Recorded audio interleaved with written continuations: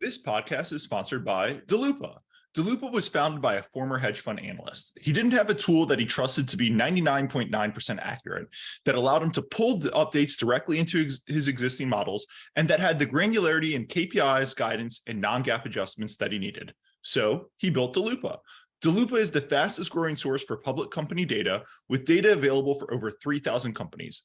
Hundreds of AI algorithms collect and organize customized company historicals with an accuracy level and depth of data that is higher than anything achievable by other modeling tools.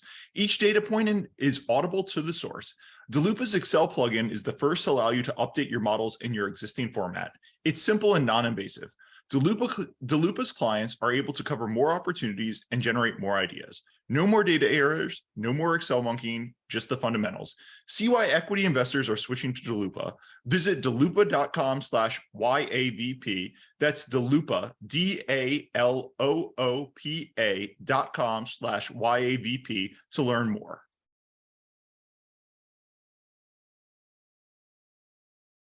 All right, hello and welcome to yet another Value Podcast. I'm your host, Andrew Walker. If you like this podcast, it would mean a lot if you could follow, rate, subscribe, review it wherever you're watching or listening to it.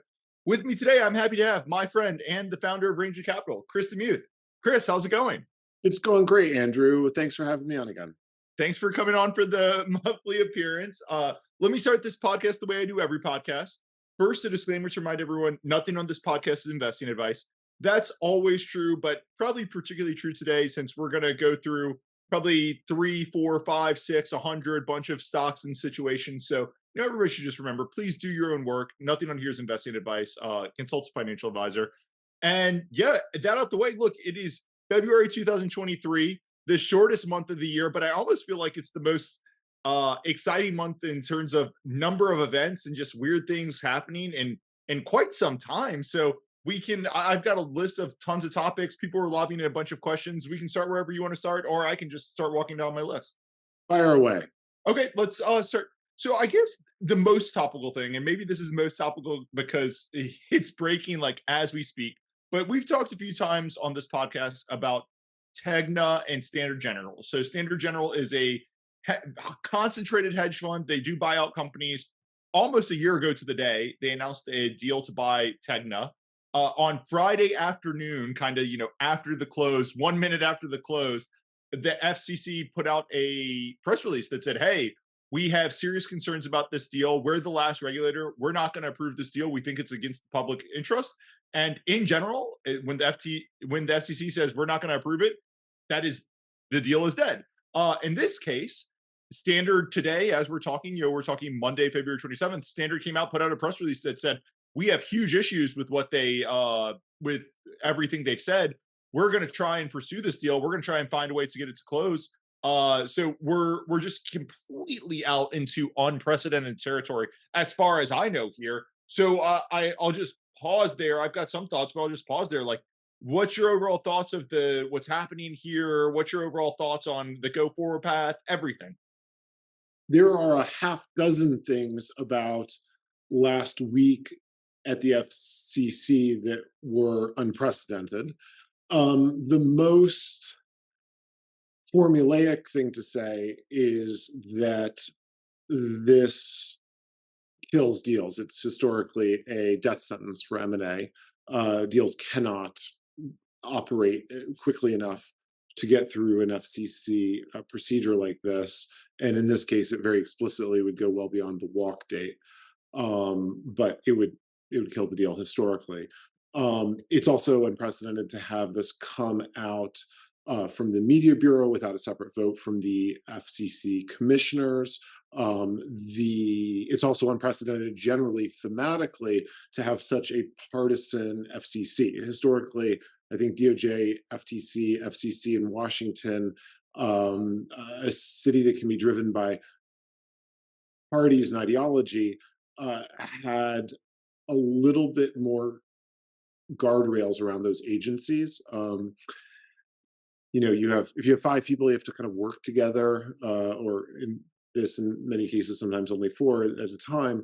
And you also have people who are, and you could say a cynical version or a benign version of the reality that people bounce back and forth constantly between the private and public sector. I can tell you at a personal level, it makes it much smoother. These are people who might have some testy quote the way two people on FinTwit may have a testy tweet and then go out for drinks afterwards.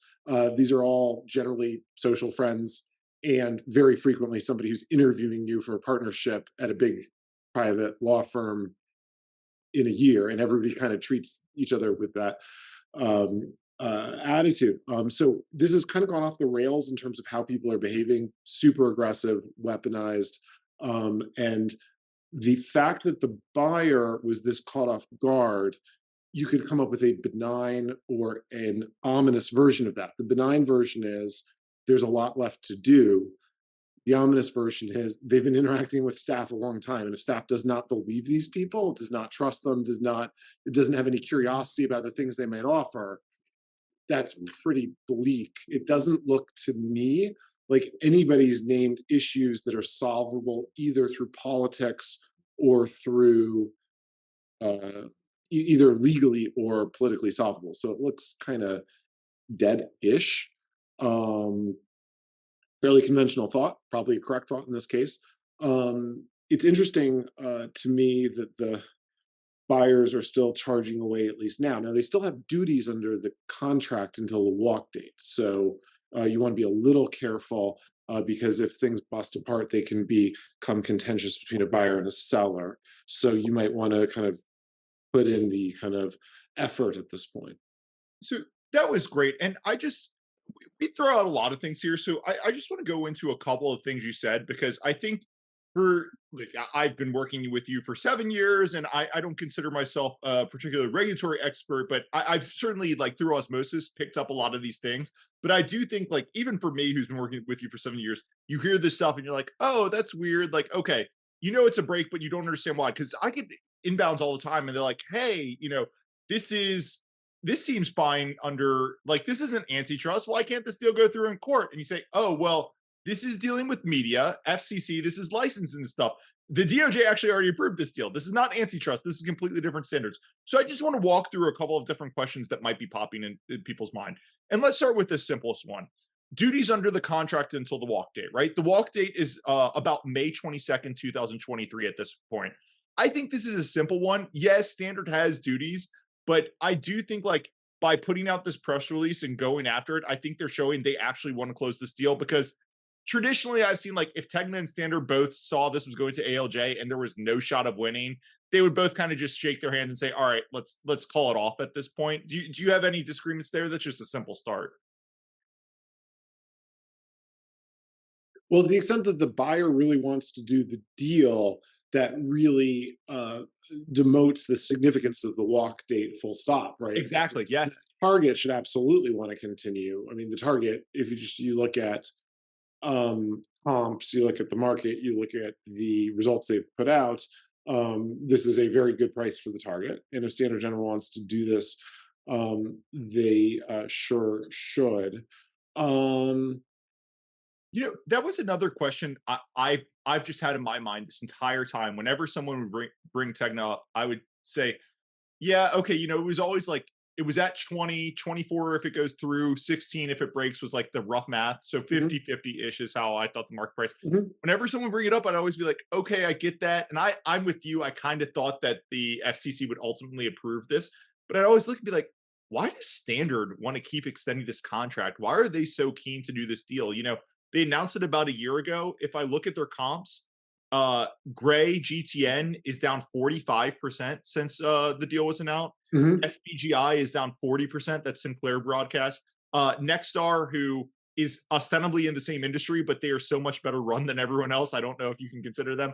Their stock is slightly up over the same time frame. So I look at Tech and I'm like, hey, why does Standard want to pay? Why are they so committed to paying a big premium for this company when over the past year interest rates have gone way up? The industry has, we're on the verge of recession. Advertising rates have come way down. Multiples have come way down. Cash flows come way down. They're missing their projections. Like, why is Standard so committed to this deal? Yeah, it's a good question. And they're possibly kind of sunk costs on the process, but they seem to still want it. So I don't know. I don't know. Yeah. They're working harder on this than I might, and it would be pretty standard just to put out a release saying, "Hey, we mutually agreed to terminate at this point in the FCC." But it just shows, I think, that they have had less than the typical amount of productive back and forth with staff. Because even when you disagree with them, one thing I find is when I'm kind of enmeshed in a year-long regulatory process, I kind of more or less end up being friends with the people I'm interacting with, even the nominal opponents. You know, you're just talking to these people all the time. Everybody's getting paid to represent their side, and you kind of just get to see their perspective a little more. None of that seems to have happened here. Like they seem to have truly been caught off guard. Like they don't even seem to know what the FCC is talking about, which makes it to me look really political. Like they want to project this fight as opposed to solve any particular problem. And in that regard, it's kind of consistent with what we've seen in regulatory bodies across this administration. So let me go to the next question. So when Sure. you were preambling it, you said, "Hey, this how the FCC killed this. This kills deals." And I think a lot of people might hear that and say, "Oh, you know, we're going to talk about Microsoft Activision in a second. Microsoft Activision, they're getting blocked and they're suing. Why can't Standard? They seem gung ho to do this merger. Why can't they just sue and go to court and try to prove their case that way?" I think constitutionally and philosophically, to me, that has a ton of merit.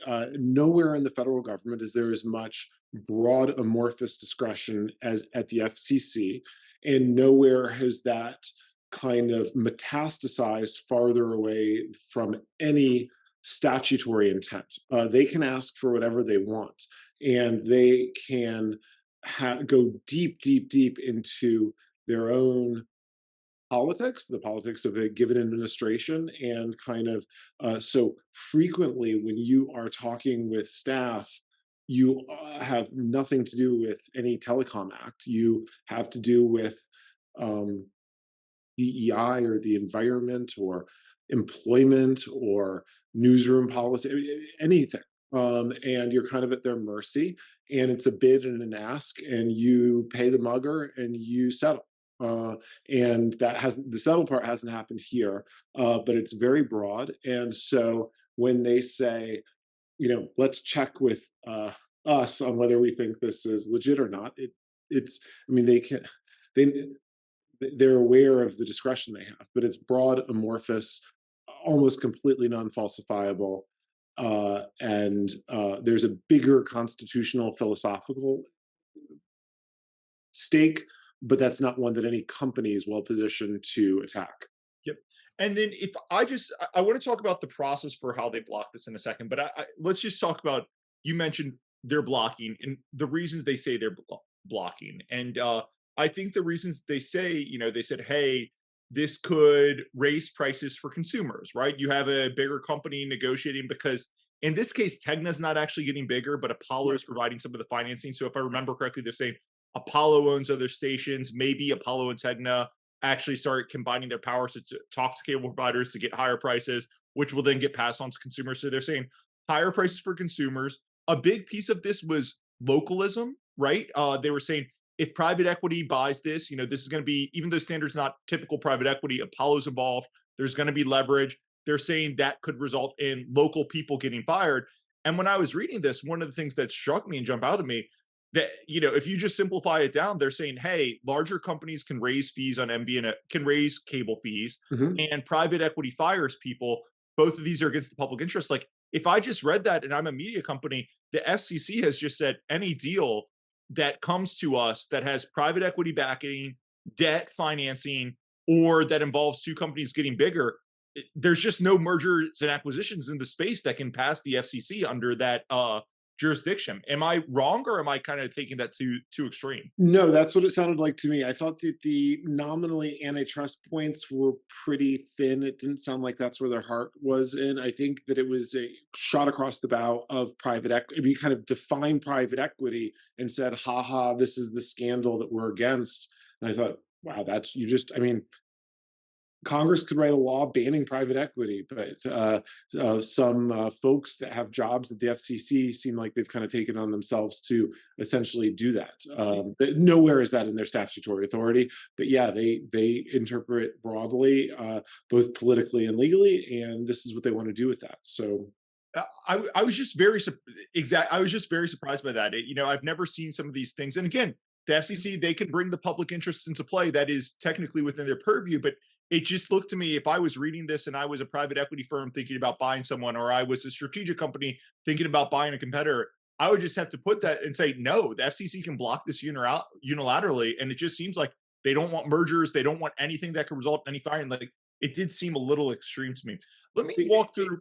Go ahead. Just a quick point. I think I've mentioned this thought in the past, but I feel like this is in keeping, which is this is not the current president's beat. This is not the current president's passion or what he ran on. He's more or less outsourced the regulatory kind of personnel and direction to Liz Warren, and she's pretty vocal on this. And boy, have her comments down the line, not always in every deal that she says she wants blocked. I once got Chat GPT to kind of form a letter for her because she just is against all of them.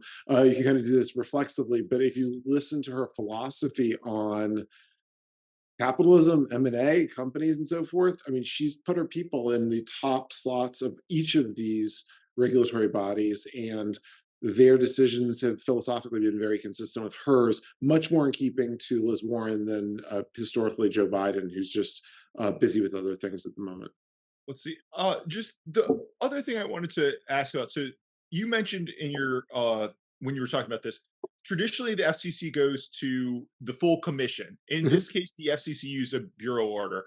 And to simplify, this is a departure from precedent. As far as I know, this is the first time they've ever blocked a deal like this. And basically, it allows the FCC commissioner to block a deal kind of unilaterally without going to the commission and putting everything before. I might have simplified that a little bit, but I'll let you talk about, like, look, Standard General in the press release they put out today, they noted this. So clearly they take issue with this and they think maybe there's a way around it. It does look like legally the FCC is kind of okay. It gives the commissioner like kind of unprecedented power for blocking deals, but I don't know how you get around it. But I've rambled. Tell me if I was wrong on any of that, or if you disagree, agree, if you think there's anything else going on there. I think this is a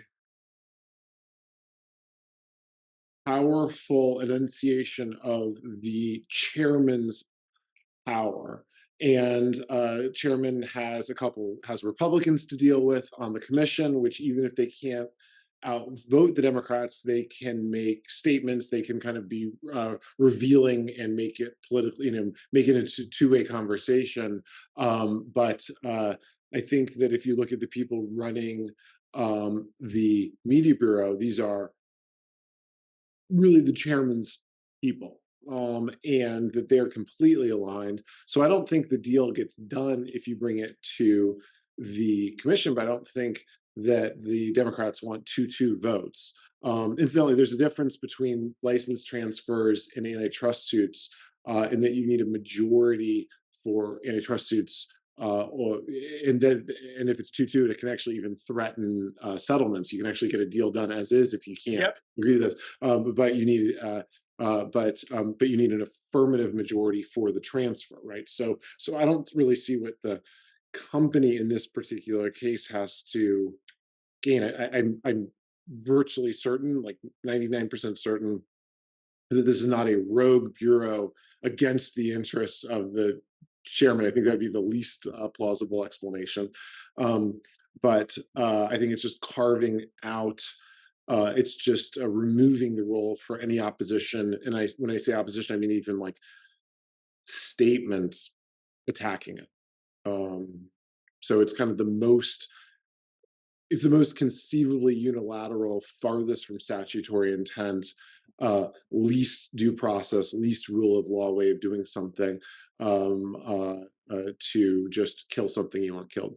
I guess where we just last thoughts where we go from here, and this has probably been a little wonkier than when we normally talk about stuff, but hopefully people like it. I don't know. I find it interesting. TGNA as we talk is trading at about 1750, and Mhm. when I do the math in my mind, I actually think that implies about a 10% chance that Standard General is ultimately successful in this appeal and gets it through. Somewhere between Yeah, people can argue it could be 10, it could be 20, it could be 5, but it's somewhere in that low, but still possible yeah, outcome. So I guess the two things I wanted to ask you are, does that, the market's ascribing odds somewhere around there, does that feel about right to you? And then I'll follow up with one more question there. it feels about right to me. Um, and it coincides with, and I won't mention the specific one, but it coincides with another thing we talked about recently that was a weird little bankrupt equity. And it was similar in that if I understand the situation correctly, the chance is closer to zero than to 10%. But 10%, I think, is a reasonable odds for this is such a weird situation with a half dozen unprecedented things that it only take one more unprecedented thing to put the deal Yeah. back on track. And so I like to think about that as more of 10% than zero. So if I properly understand it, the deal's dead. But so much is happening so fast, it would just take one more weird thing to put it back on track. So 10% sounds about right to me. In fact, that's just where I am. If I was the odds of this going back, right? Standard put out a press release today saying they're going to fight for it. And notable in the press release is they don't say how they're going to fight for it. They just say they're going to fight for it. And what the commission did was unprecedented here. I mean, I think the 10% chance where this goes through, I think what it rests on, and again, tell me if I'm wrong, is Standard raises a fuss and contacts a bunch of, kind of down the middle uh representatives, senators, that stuff, and says, hey, agree with us, disagree with us, whatever. This is an unprecedented use of the FCC's power that's going to have a chilling effect on mergers, premiums, rule of law, all that sort of stuff. Like maybe you agree, maybe you don't, but do you really want, like, hey, if you're a senator Democrat, if the Republicans control the FCC and pull this, do you really want them just letting every deal go through by pulling the exact same thing here? And if you're a centrist Democrat, like maybe you don't think this should go through, but do you really want one commissioner having the power to do this? Like, I think Standard raising that point and getting political pushback, and like it's actually pressure. It's not, there's no lawsuit they can do. It's actually pressure. Am I thinking about that different, or do you see like a route where there's a lawsuit that gets this done at this point? There's no, not a lawsuit, not a winner, and certainly not going through the administrative process. The two ways you can kind of use your imagination a little bit, trying to come up with 10% odds, right? This would not be plausible to me if I was trying to explain to you why it's a 70% chance or something. But the two ways I would come up with, and neither of them sound right to me, is one is, what if the buyer just so completely hammed this up so badly that they seem to be individuals in an organization that missed every normal political cue in Washington, D.C. for a year, that fairly normal stuff that you give FCC staff, maybe there's just an incredible amount of hubris that you restore normalcy over the next month and they get some kind of settlement. That's conceivable. I mean, double, single digit, mid single digit possibility that things were so bad that you just make them normal now and you can put this back on the rails. But the FCC would have hinted that the whole time. They would have brought in other people. It's that doesn't. I don't think that happened, but I think that could be a few percent odds. And then the other thing, the big problem that anybody in DC has right now, if you are unhappy with the Liz Warren progressives that have so much energy, have a lot of influence with these regulatory bodies, is the inverse of these people who are kind of anti-capitalist in a lot of way, or not chamber of commerce, normal free market, limited government capitalists. A lot of the kind of MAGA-y, Trumpy people hate the same companies, hate the same deals, are really happy to intervene and have absolutely no interest in the kind of due process rule of law. Let's just do things in a way to protect ourselves from when the other people are in charge better arguments. Now, one of the few people who do care about private equity and deals, and not to get her into trouble, but Kirsten Sinema is actually a senator who's quite sophisticated and quite open to these things. And you have right now another senator, Senator Manchin, who has kind of been very coy about whether he's still a Democrat and saying, well, he's an American. He hasn't left the Democratic Party, but he is not kind of endorsed that label, at least at the national level. So, if you have a huge amount of sensitivity about the razor thin margin that the Democrats control the Senate on. You have, one person who's left, one person who is kind of has one foot out the door. Those two talk. Cinnamon actually cares. You could imagine creating some kind of political power, but like kind of normal people who want due process and rule of law and want kind of functioning markets. That's like the smallest minority in Washington D.C. right now. So you don't have, you kind of have weird left-wing populists versus weird right-wing populists with kind of nobody who's going to take a bullet for private equity. So I think that this looks to me like a political loser. It looks to me like a legal loser. But there's a sliver, just brainstorming what might be 10% chance. I think I'd put together a get Congress to lean on them. And I think that you add to that a, hey, let's make a new effort with staff if they've been arrogant and obtuse so far, maybe a normal effort. But I think the staff wanted to get to this point. I think the Media Bureau wanted to get to this point, and we're not trying to avoid this. I think this was the plan.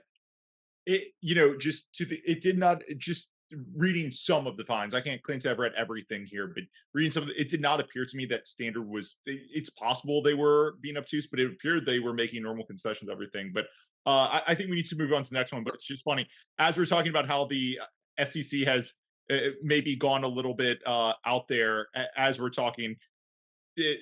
Actually, the ICE's takeover of Black Knight is getting challenged. I guess that's two separate ones, but I just thought that was funny. Let's turn to the other one. So the most common thing I get asked about, and it probably makes sense, but I get asked about when you come on this pod or whenever we're talking anything merger and event, is Microsoft Activision. And that probably makes sense, right? This is a $60 billion takeover, massive takeover, huge spread. It makes sense. Everyone likes to talk about it and everything. So I just wanted to do an update there. And, I guess, yeah, this month we got all sorts of stuff. I guess I'll throw some questions, some thoughts out, but I'll just start with you. As we're talking February 27th, how do you feel about Microsoft Activision at this point in time? I'm not sure the market price is missing a ton, kind of like when you kind of try to back into um, uh, uh, standalone, oof. I think procedurally, the deal is maybe not as doomed as Tegna is procedurally, but it has problems in the US. It has bigger problems in the UK. And I think since last we spoke, there's been new FOIA information out about how aggressively these American regulators are going after foreigners to help them enforce their preferences on American companies and American deals. It's very similar to what in the global war on terror we did with extraordinary rendition, which is to say, we have these inconvenient due process and rule of law problems. We want to do some stuff. Would you do them for us? And we'll send some guys over. You do. So it's kind of like, hey, we have these American companies. We're going to send them. We'll blindfold them. We'll put hoods on them and send them over to you. We're not going to look. But if you do awful things, and that's kind of what they're doing with these companies. So I think that procedurally, the deal's in terrible shape.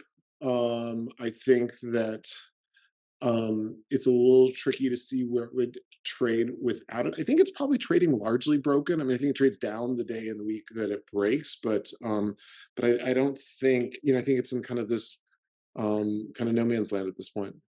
So I get talked to about Microsoft Activision a lot, Hmm. and it's mainly from people who are bulls or what I would call like bull curious, Hmm. and they say, "Hey, look, I get it. Microsoft Activision.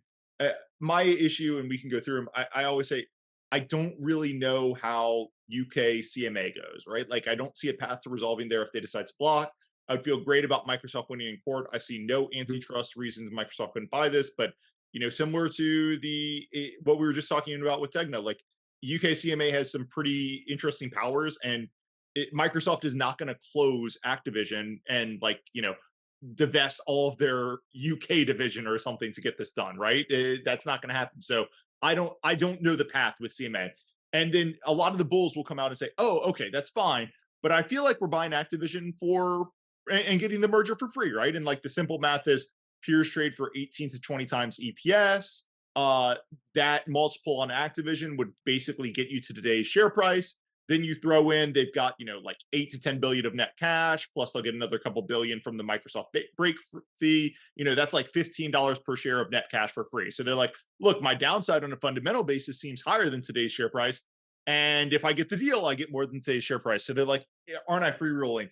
And I get it, but my response was like, look, nothing in investing is ever quite that easy, right? Like, this is a video game company. If you and I had been sitting here a year ago and talking about Activision, we would have been saying broken company, sexual Mm. harassment scandals. Call of Duty, their last release was a disaster. They can't release anything on time. Blizzard is up in arms. World of Warcraft is losing people. It's like in a year, all of that seems to have turned around. Now Activision's the best executing video game company out there, but all the other ones are awful. So it's like these things can turn really quickly. It's hard to assign 20 times earnings to a video game company with that much cyclicality and execution risk. Maybe we're all playing video games in the metaverse in 2 years, or everything's on Roblox. I don't know. So like those are it. And then I always come back to your, of course you do. NXPI in 2018. People, event investors will remember this was a semiconductor company. Qualcomm was buying it for $135 per share. There was this big event bull case where it was, hey, if the Qualcomm deal breaks, NXPI's value is higher than the Qualcomm deal. Well, guess what? The Qualcomm deal broke, and 3 months later, NXPI was trading for $70 per share, not over Yeah. 135. So, like, I just Now, in fairness, that was a pretty rough December, I'd it say. was a rough But December, but even after it broke, like NXPI's fundamentals did not do well.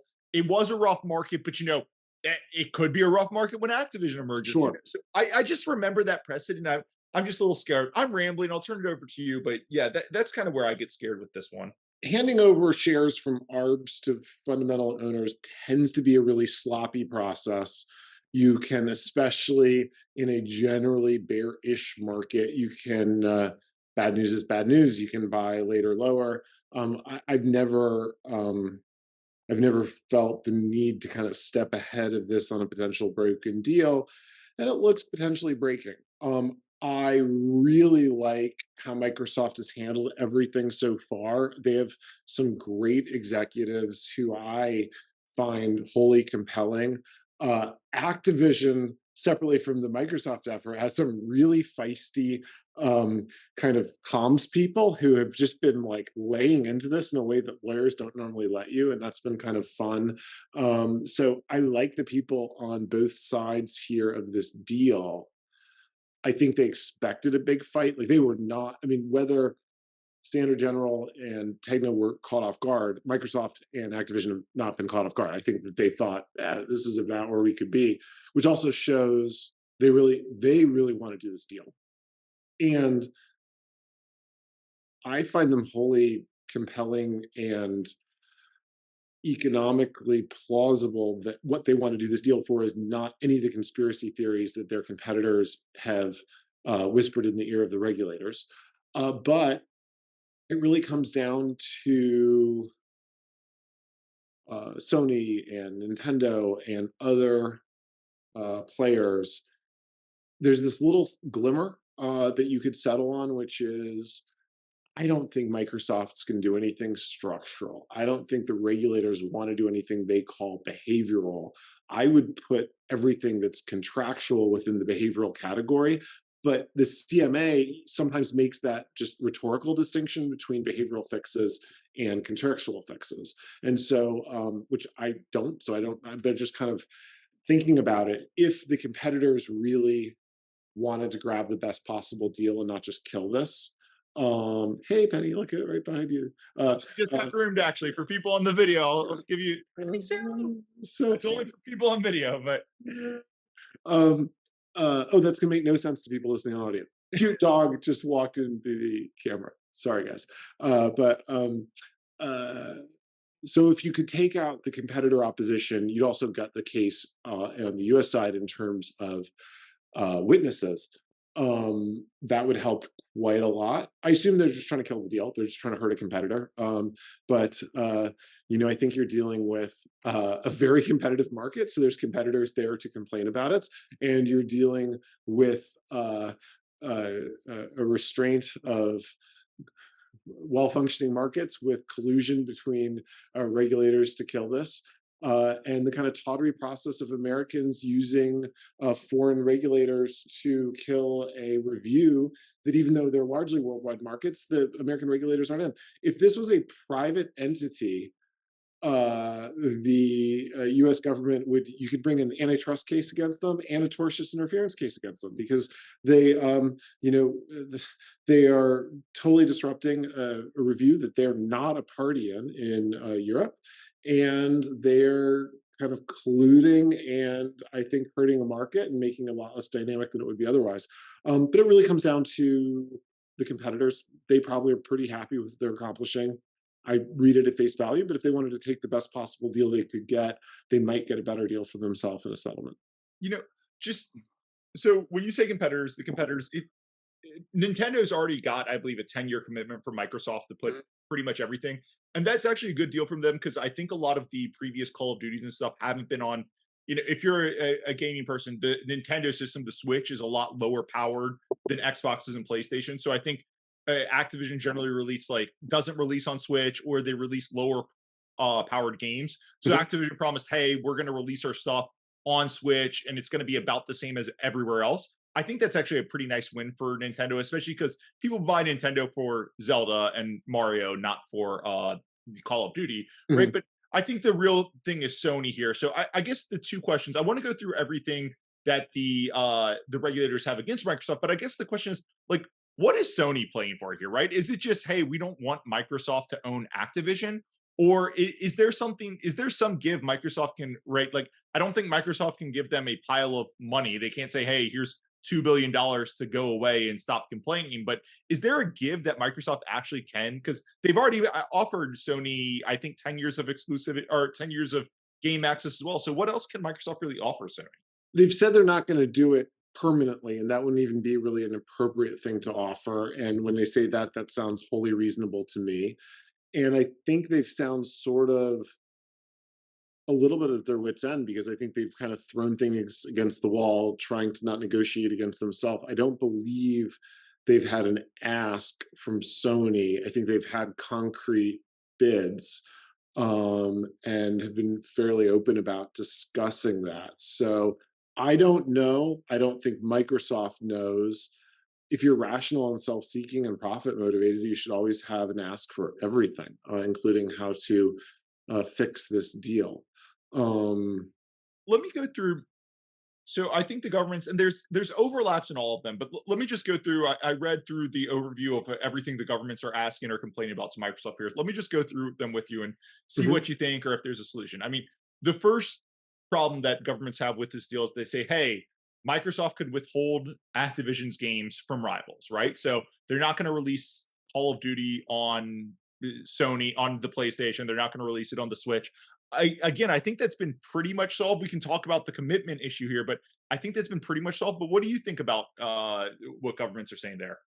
contractually solvable with a kind of fair and reasonable access contract. Companies do those all the time. I also think if you were in front of an impartial judge in the US, which this is not going to be decided in front of, that I think that there's a pretty easy econometrics case against that. Like I just I don't have the proof of this, but I think I would be very surprised if a kind of lexicon type, economics couldn't put together a case that that's just the math doesn't check out. I don't think the government has econometrics saying that it does check out. I think it's just a theory. It's Yeah, something one can say. as I look at all these, like, they all come back to that, and I kind of look at them all. I'm like, this might be the more libertarian side of me coming out, but I look at them like, look, if Microsoft really excluded, like, who says we have a God-given right to have a video game system? But like, if Microsoft really excluded, there's Sony's got plenty of exclusives on Sony that are awesome. You've still got Nintendo, like Mario's exclusive on Nintendo.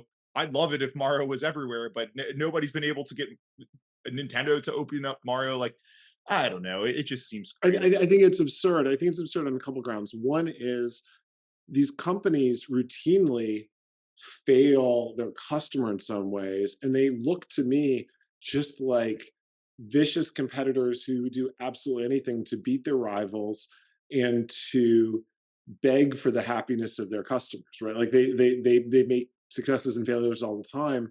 But I have little kids, including kids that play all sorts of games at different people's houses on different platforms. So one of the things that I think is super important is that the content can kind of flow fairly seamlessly between different hardware.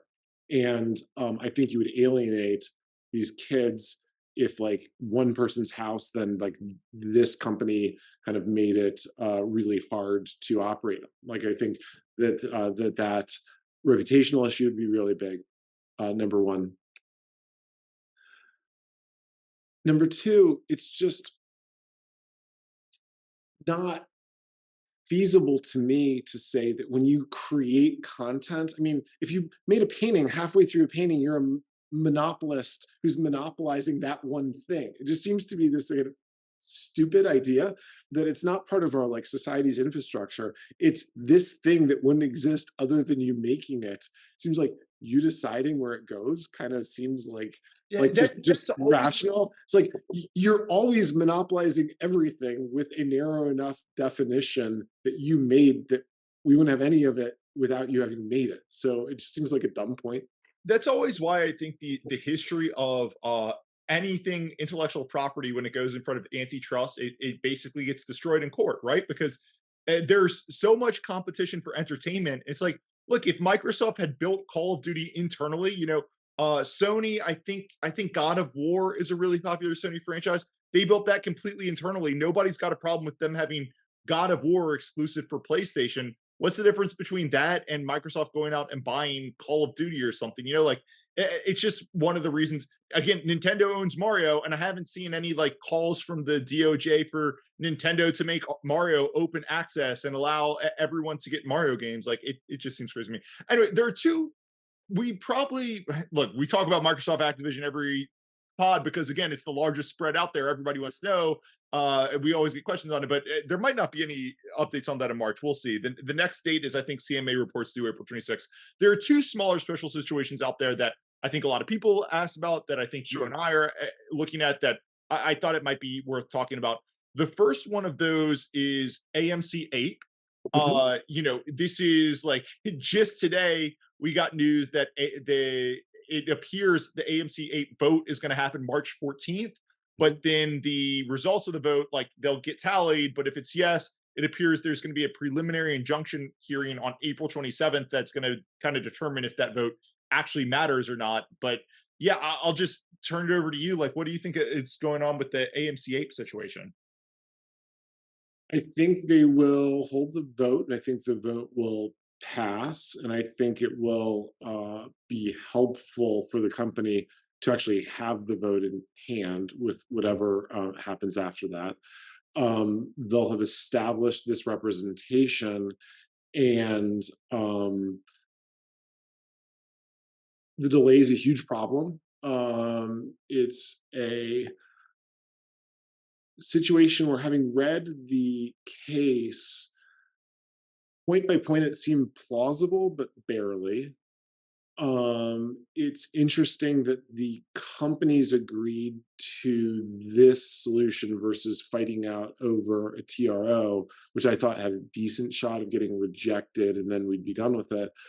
Um, Either they made a mistake, or if they were doing something clever, it would be to define the class, define the representation, get the vote in hand, and then be in a better situation to settle after mid-March.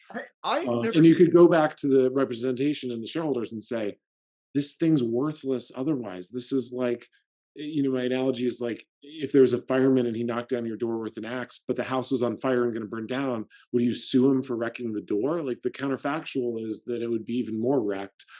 So, you have business judgment rule, which can kind of drive us nuts generally, because you're allowed to be stupid, allowed to make mistakes, but you're really allowed to do all sorts of things when the alternative is zero. And so, what are these guys supposed to do? They're doing something creative. They are supplying securities to people who demand those securities, and they're keeping the company out of bankruptcy. So maybe you get it down to kind of a one-on-one conversation with the vote in hand, and are able to settle after that. But it looks like it's probably going to take longer than it was without the suit. I guess so.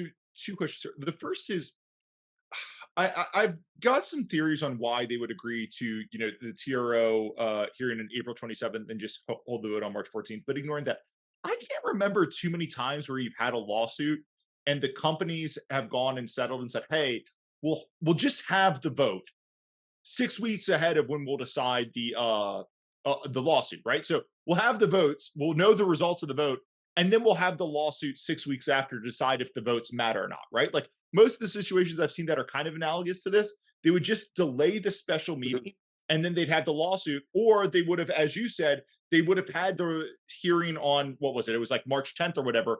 And then the judge could have said, no, we're throwing the suit out, or yes, we're going to delay this meeting for 60 days while we figure out this ruling. I've never seen a company be like, we'll have the vote. And if the judge decides that we did something wrong, well, the vote just won't matter. Like it just seems a little strange. It is strange. They must have thought they were getting something better than the TRO, or just a company that plays fast and loose, and they tried something and they thought had it.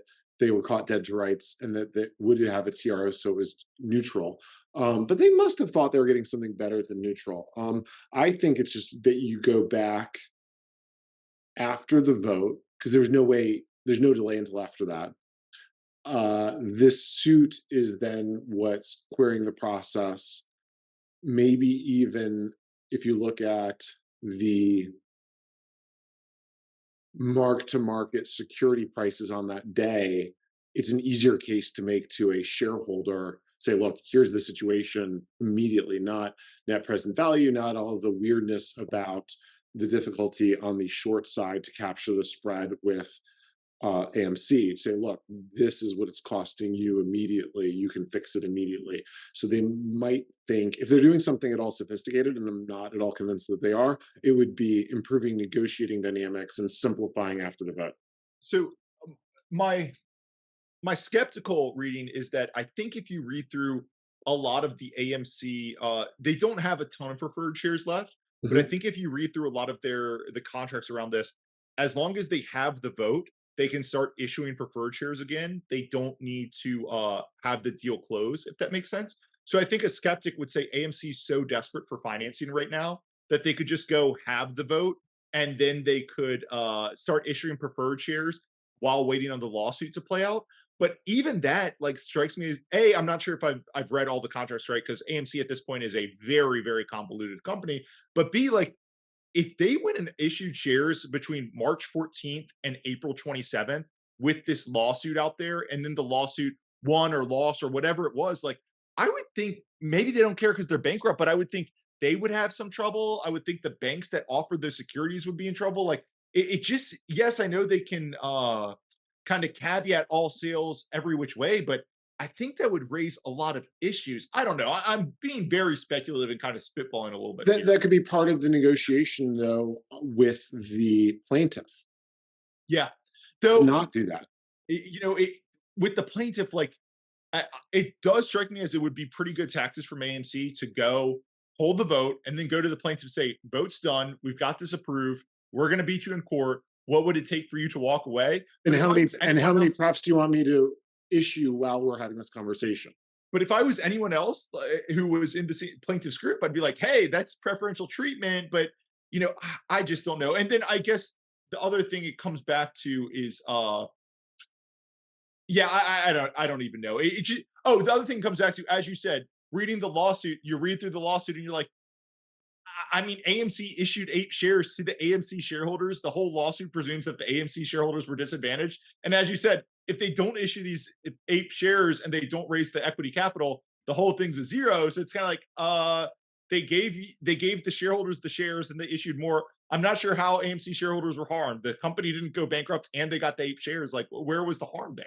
Yeah, and the key to common stock ownership is that you're treated in common, and they all got this. They are the ones issued these prefs. So Yeah, it doesn't seem like a great point to me. Strikes me as pretty crazy. Real quickly, the other situation I think we want to talk about was Manchester United. Again, we Yes. were talking February 27th. This is a very active situation. I mean, if it takes me 2 days to get up to get this podcast uploaded, the company might have sold for a fortune, or shareholders might be unhappy and they might have called the whole deal off. But I guess Manchester United. It's a storied soccer franchise.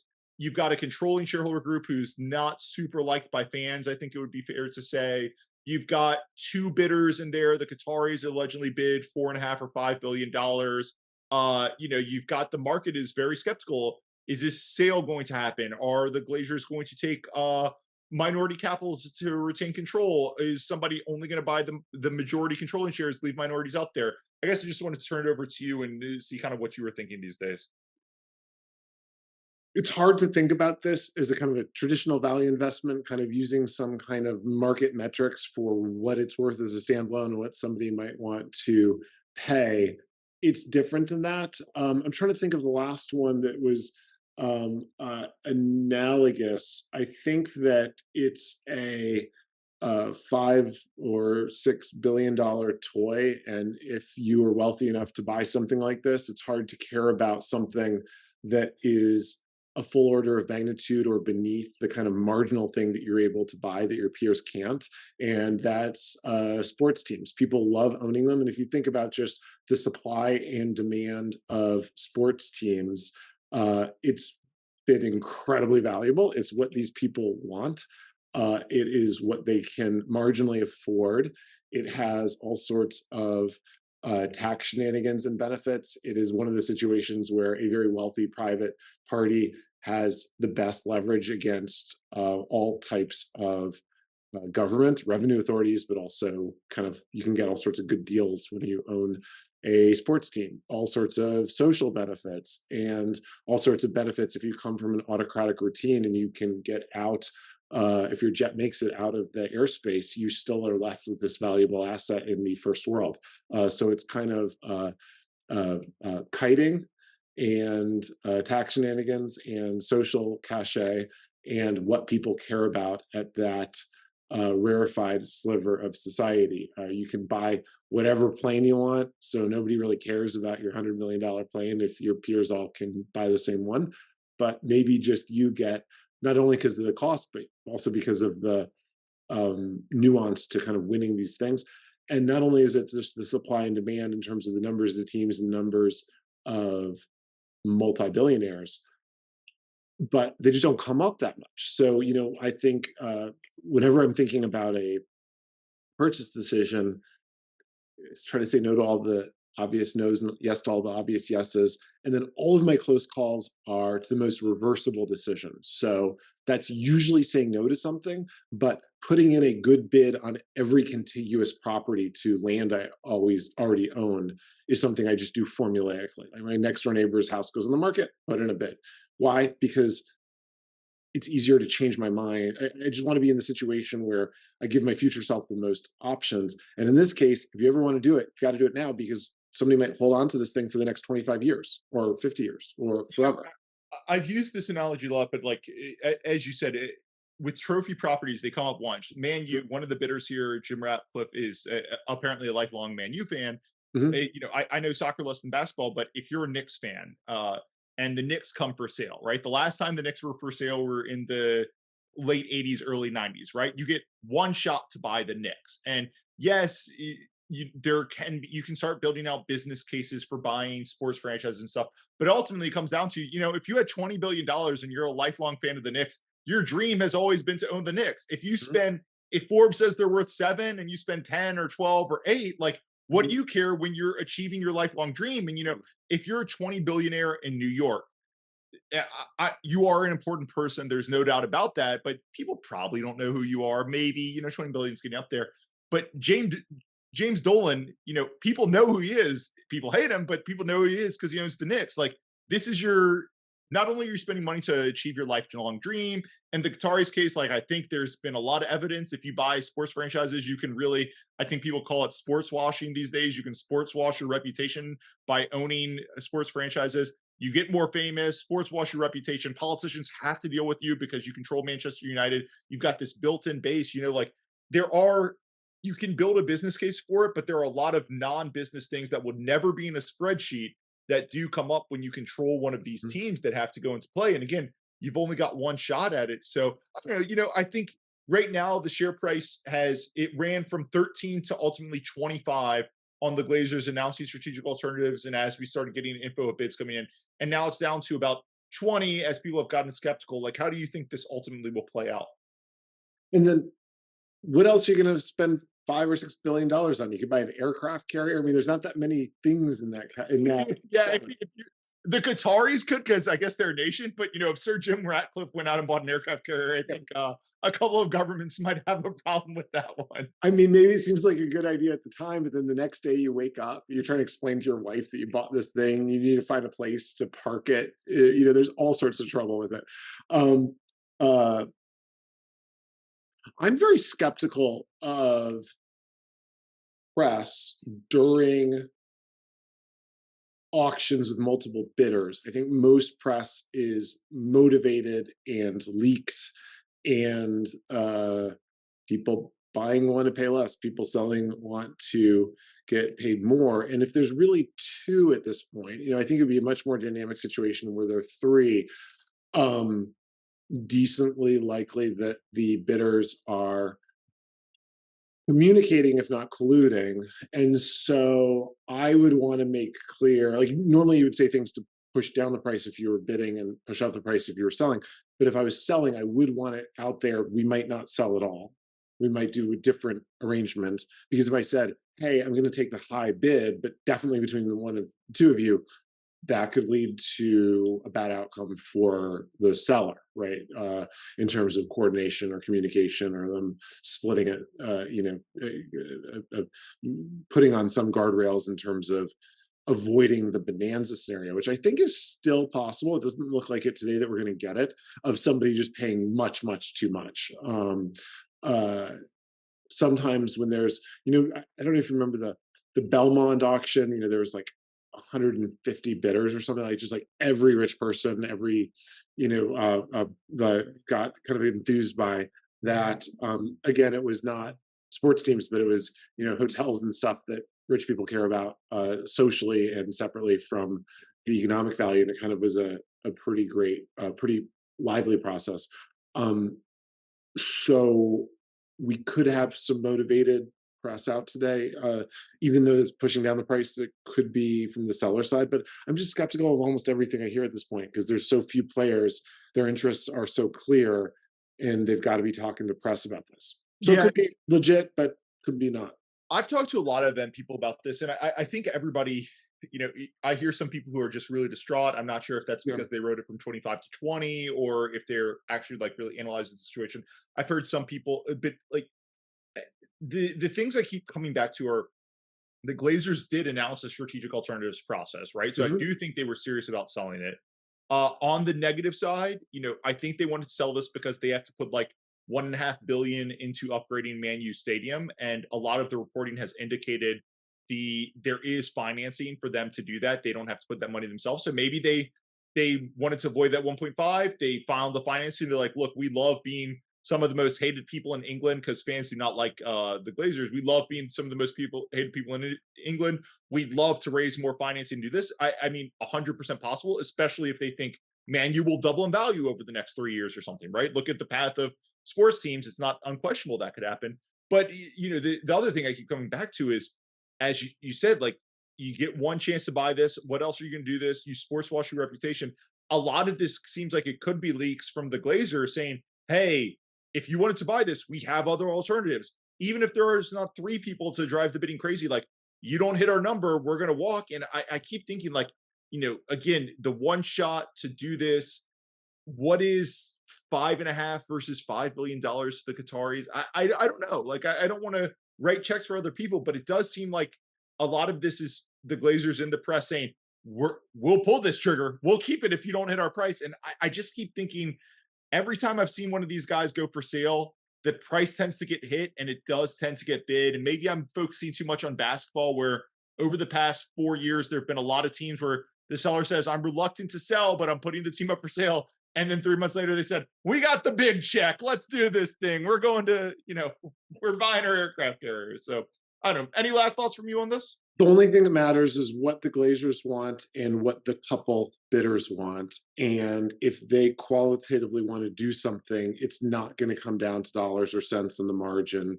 It is going to be a pretty simple process with a pretty high price, I would surmise.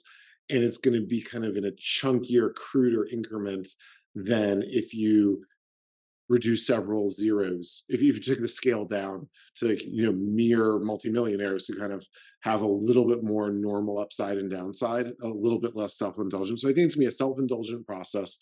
I think it's going to trade, and I think it's going to trade for a high price. That seems less likely today than it did a few days ago, perhaps, but that's still my expectation. Perfect. Well, it is February 27th. I think we'll know the results of the high price or not for ManU with it for next month's podcast. So it'll be interesting to follow up there. But either way, Chris, thanks for coming on, and look forward to talking to you soon. Awesome. Talk to you later.